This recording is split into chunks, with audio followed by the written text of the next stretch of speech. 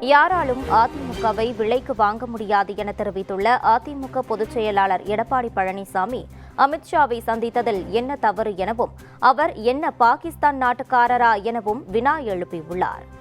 எவராலையும் அதிமுக விலைக்கு வாங்க முடியாது.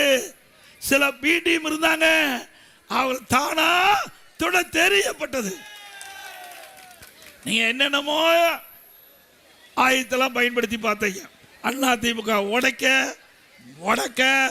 வழக்கு போட்டு இந்த கட்சிக்கு எந்தெந்த அளவுக்கு அவப்பெயர் உண்டாக்கணுமோ அதெல்லாம் உண்டாக்கி பார்த்தீங்க. அதெல்லாம் எங்களுடைய தொண்டர்கள், நிர்வாகிகள், பொதுமக்களோடு தூளாக்கப்பட்டது. அப்புறம் எப்போ பார்த்தாலும் காலில் விழுவுறீங்க. ஐயோ, நாட்டில் அதே முக்கியம். எனக்கு பிஜேபிங்கிறாங்க. பிஜேபி நாங்கள் என்ன கூட்டணி வச்சா அடிமையா? விருப்பப்பட்டா கூட்டணி வைக்கிறோம், விருப்பமில்லை கூட்டணி இல்லை. நாடாளுமன்றத்தில் கூட்டணி வச்சோமா? இல்லை.